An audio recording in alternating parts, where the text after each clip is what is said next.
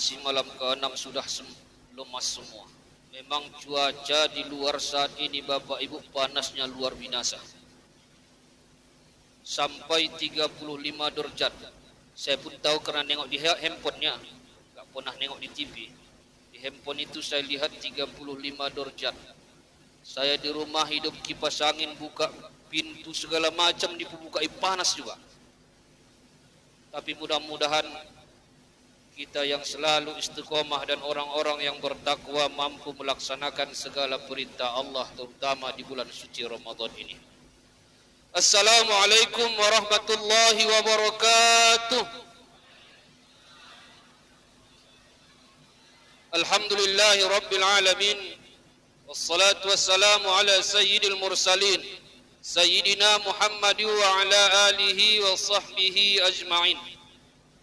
Bersyukur kita kepada Allah Subhanahu wa ta'ala karena Allah masih memberikan kita kesehatan dan kesempatan. Ada Bapak Ibu Allah berikan dia kesehatan tapi tak Allah berikan ia kesempatan. Dan sebaliknya Allah berikan ia kesempatan tapi tak Allah berikan ia kesehatan. Bersyukur kita pada malam hari ini Allah berikan kita dua-duanya. Diberikan Allah kesehatan dan diberikan Allah kesempatan sehingga kita masih dapat melaksanakan kewajiban kita kepada Allah dan sekaligus melaksanakan qiyamul lail. Alhamdulillahirabbil alamin.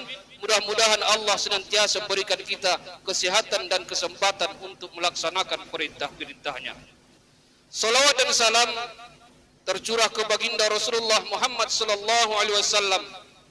Senantiasa kita mengucap salawat kepada beliau semasa hidup di dunia ini.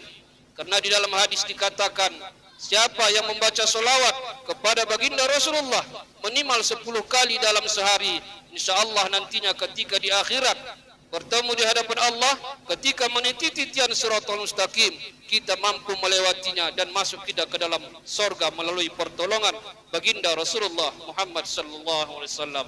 Allahumma salli ala sayyidina Muhammad wa ala alihi sayyidina Muhammad. Bapak Ibu jamaah salat tarawih yang dimuliakan Allah Subhanahu wa taala, yang saya hormati Al-Ustaz Hablil Ikhwana MPD bentar lagi dokter Ustaz ya, insyaallah. Dan yang saya hormati Bapak Ibu, orang-orang tua saya yang hadir pada malam hari ini.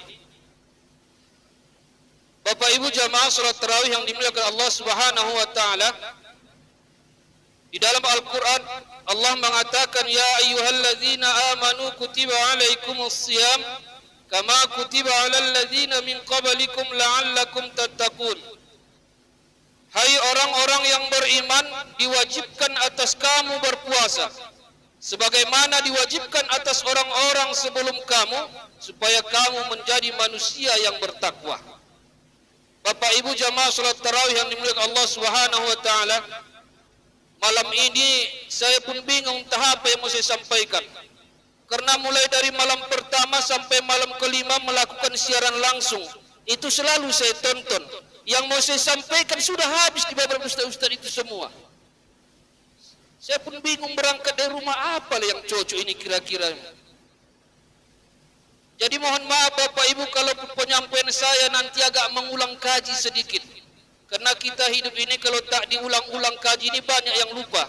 Termasuk saya juga. Saya pun kalau tak suka baca mungkin lupa juga. Itulah sifatnya manusia. Bapak Ibu jamaah salat tarawih yang dimuliakan Allah Subhanahu wa taala, ada satu lagi yang paling saya sukai di Masjid Al-Ikhlas ini. Anak-anak yang sholat di sini ramainya sungguh luar biasa. Satu saya berpesan Bapak Ibu, begitu banyaknya anak-anak kita sholat di masjid ini jangan dimarahi. Biarkan aja. Bagaimana mau tingkah mereka biarkan aja. Karena imam di Turki Pak, itu imam sholat di Turki, imam masjidnya itu anak-anak dibiarin aja. Nanti selesai sholat dia bawa main-main keliling masjid. Tujuan dan maknanya apa? Supaya mereka mengenal masjid ini. Sekarang ini Bapak Ibu anak-anak kita ini sudah jauh dari masjid. Kenapa? Karena banyak orang tua yang menakut-nakuti. Nanti dia mau sholat datang orang tua. Kalau kau ribut, pulang. Disampaikan sama kawan, jangan kau ke masjid, itu tukang pulang. Akhirnya tak ada anak-anak ke masjid. Masjid ini Bapak Ibu ramainya dikarenakan anak-anak. Saya kasih contoh. Ketika membaca Al-Fatihah, yang paling kencang mengucapkan amin siapa Pak? Anak-anak. Coba orang tua semua. Ghairil maghdubi alaihim waladdallin. Amin. Dipikir orang kuburan masjid ini. Coba kalau anak-anak. Ghairil maghdubi alaihim waladdallin. Amin. Panjang Pak, enggak selesai. Jadi ramai masjid ini. Ini yang disukai baginda Rasul. Makanya Pak, kalau ada anak-anak, tak usah dimarahi.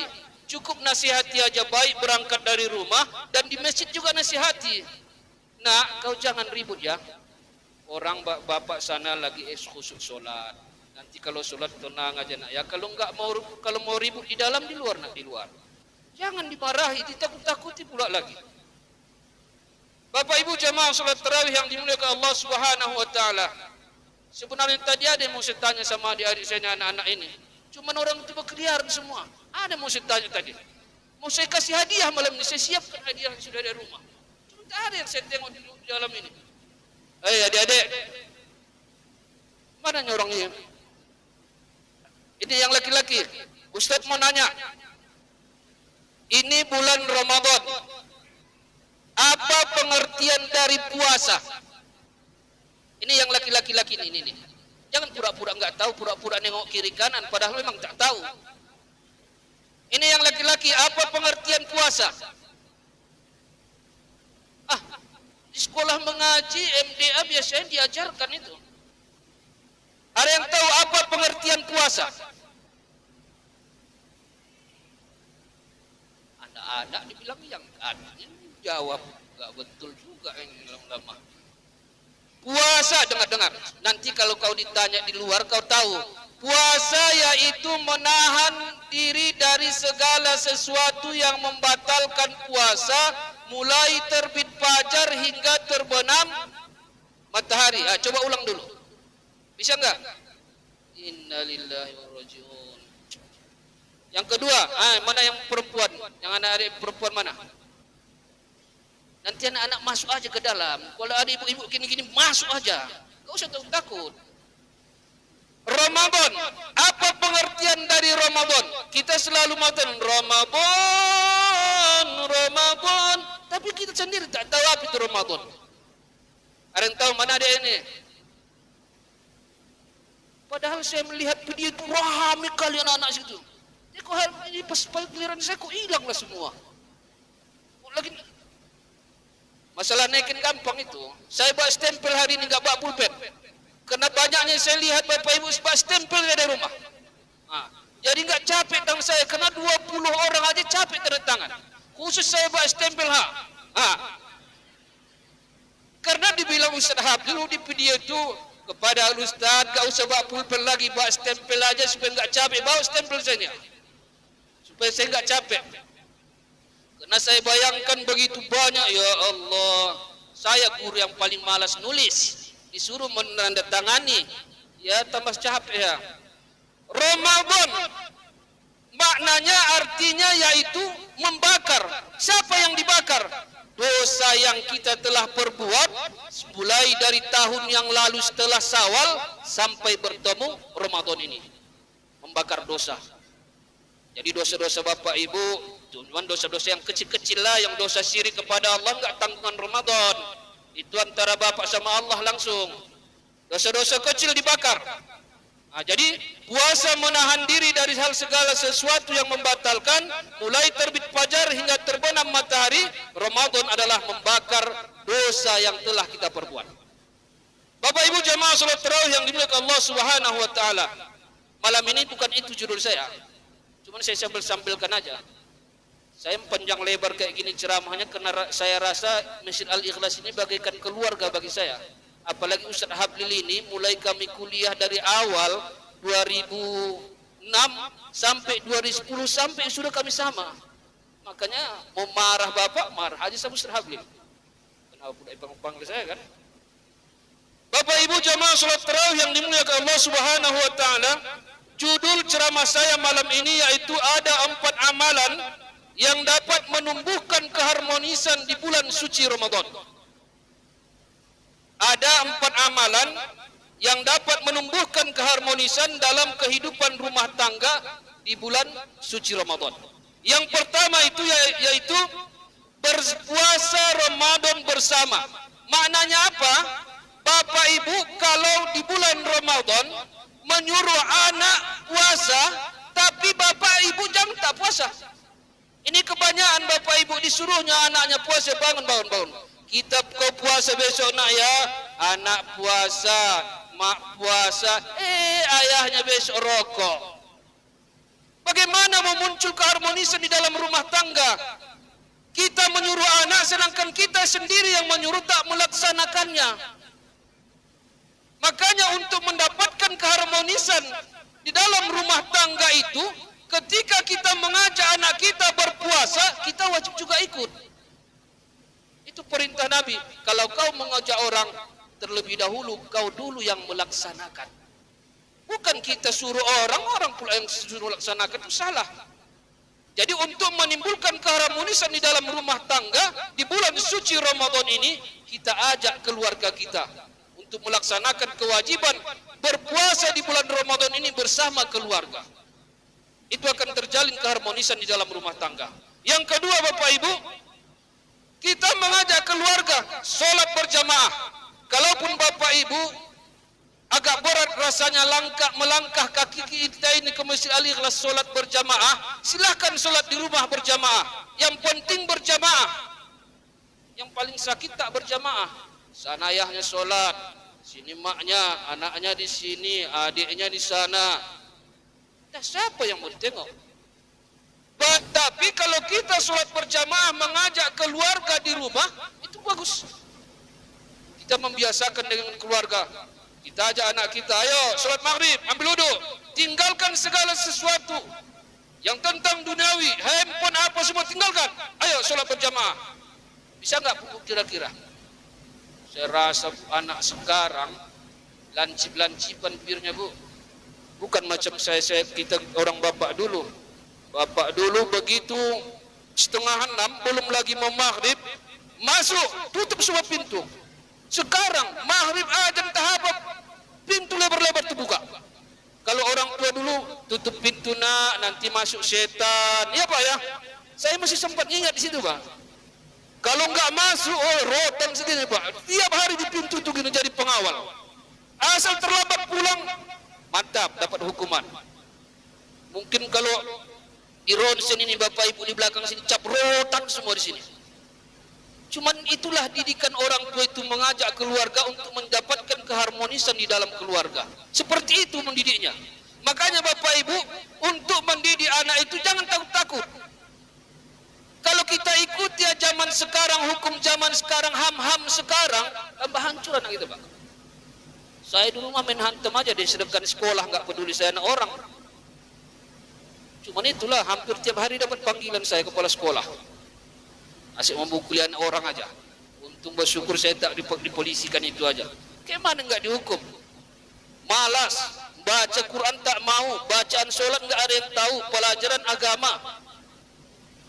Saya pengen mendidik mereka itu seperti apa ketika saya dididik itu. Contohnya semua yang zaman dahulu pernah mengalami yang saya alami, insya Allah semuanya berhasil. Itulah dididik zaman dulu. Bapak Ibu jamaah salat tarawih yang dimuliakan Allah Subhanahu wa taala. Mari kita ajak anak didik kita, keluarga kita untuk selalu melakukan solat bersama-sama, solat berjamaah. Insya Allah itu akan dapat keharmonisan di dalam keluarga kita. Yang ketiga Bapak Ibu, mendarus Al-Quran, mempelajari Al-Quran. Sampai saat ini Bapak Ibu, banyak anak-anak kita bahkan yang sudah mahasiswa tak pandai baca Quran. Ya, bahkan kami di Unipa dulu dites untuk masuk ke Unipa itu wajib bisa baca Quran. Alhamdulillah banyak yang gak lulus. Jadi Quran ini Bapak Ibu tak bisa kita buat seperti koran. Quran 1 bulan kita tidak mengulang bacaannya, pasti ketika kita baca ada perubahan. Quran, mulai kita lahir sampai dilahirkan nanti lagi, masih bisa kita baca. Kenapa? Karena Quran itu berbahasa Indonesia dan bahasa kita sehari-hari. Tapi Quran berbahasa Arab. Makanya Bapak Ibu, untuk mendapatkan keharmonisan di dalam keluarga, di bulan Ramadan inilah kesempatan kita. Kalau mungkin anak kita tak mau tadarus Al-Quran di masjid, kita aja di rumah. Panggil orang tua, ayah, ibu, anak, ayo sama-sama. Cuman jangan Bu dimarah-marahi. Terkadang emosi orang tua kita ini pun salah, anak yang sedikit yang cepatan naiknya. Padahal kalaupun disuruh dia pun belum tentu bisa. Saya alami itu Pak. Jadi ajak anak kita belajar, dimulai dari Iqra. Asalkan dia kenal huruf, langsung Iqra 2 sampai Iqra 5 Quran. Usahakan membaca Iqra itu cukup hanya 5 minggu Al-Quran. Karena saya mengalami waktu sekolah MDA Pak, saya guru MDA, anak-anak kami itu sampai selesai MDA dia enggak Quran-Quran. Ada juga anak-anak kita itu masih kelas 1 sudah Quran. Ditanya berapa kali kau nak khatam? 5 kali Ustaz. Disuruh baca hancur, lebih hancur kayak mukanya. Jadi hati-hati. Kalaupun kita mengajak anak kita di rumah membaca Al-Quran, tadarus Al-Quran, perhatikan bacaan dasar adalah panjang pendek. Itu dasar Al-Quran. Kalau belum tuntas dia membaca Al-Quran panjang pendek, jangan dinaikkan ke Quran. Makanya tahun lalu saya sampaikan, jangan Bapak Ibu tadarus Al-Quran di masjid kita ini berlomba-lomba untuk khatam. Salah itu. Tadarus artinya apa? Belajar, bukan berlomba. Tapi kok tadarus tadi artinya berlomba khatam. Sebelum malam 27 Ramadan wajib khatam. Satu malam ini bisa kita tuntaskan Bapak Ibu, 30 juz. Bagaimana caranya? Di sini kelompok 1 juz 5 orang. Sini kelompok 2 juz kedua, juz ketiga, 4. Satu malam selesai. Apa yang mau dikhatamkan? Orang yang khatam Al-Quran dibacanya dari juz 1 sampai 30. Ini sini juz 1, sini juz 2. Sedangkan juz 1 enggak baca juz 2, masuk nomor 3. Siapa yang mau dikhatamkan? Coba saya tanya Bapak Ibu, siapa yang mau kita khatamkan? Tapi kalau sama semua, sampai lingkaran penuh masjid ini, enggak apa-apa. Walaupun kita tak khatam sampai akhir Ramadan, tapi kita lulus baca Quran, itu baru bagus. Ini khatam tiap tahun khatam Quran. Tapi tabi itu disuruh, tak ada yang lulus bacaan. Itulah dia tadi. Tujuan dia tadarus Al-Quran adalah untuk menghatamkan, bukan untuk memperbaiki bacaan Al-Quran. Bapak Ibu jamaah salat tarawih yang dimuliakan Allah Subhanahu wa taala, kita juga yang tua-tua ini jangan kita pernah merasa mengatakan, Ustaz, saya sudah tua, kayak mana mau belajar Quran lagi? Belajar Al-Quran tidak melihat kau tua atau anak-anak. Kenapa? Karena mempelajari Al-Quran itu hukumnya wajib. Mulai kau dari kandungan sampai kau mati. Sampai mati kita Pak disuruh belajar Al-Quran.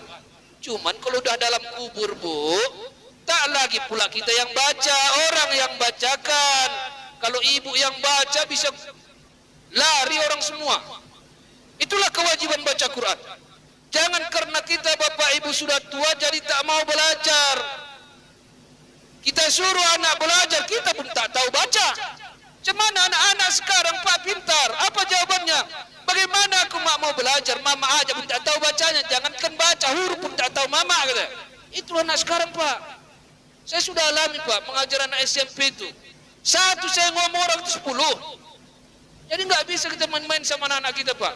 Jadi untuk mendapatkan keharmonisan di dalam keluarga, dalam rumah tangga, ajak mereka untuk tadarus Al-Quran. Yang terakhir Bapak Ibu jamaah salat tarawih yang dimuliakan Allah Subhanahu wa taala, yaitu melakukan puasa, berbuka puasa secara berjamaah, secara bersama-sama dengan keluarga kita. Kita lihat sekarang ini Bapak Ibu, banyak sekali ketika berbuka puasa itu mulai dari malam pertama sampai malam mau 1 Syawal, tak pernah kita merasakan nikmatnya berbuka puasa itu dengan keluarga. Anak berbuka di Simpang Limun, ayahnya di kantor, maknya enggak ada keharmonisan dalam rumah tangga. Untuk mendapatkan keharmonisan itu, nikmatnya berbuka puasa itu Bapak Ibu, buka bersama dengan keluarga itu sangat luar biasa nikmatnya. Kalaupun mau bersama-sama buka di luar, ajak keluarga semua. Jangan kita sendiri yang berbuka, enak sendiri aja di luar sana. Keluarga kita di rumah, entah apa yang dimakan dia. Bagaimana mendapatkan keharmonisan di dalam rumah tangga? Yang kedua adalah jangan lupa ibu bangunkan anak itu, paksa dia makan sahur supaya besok puasa.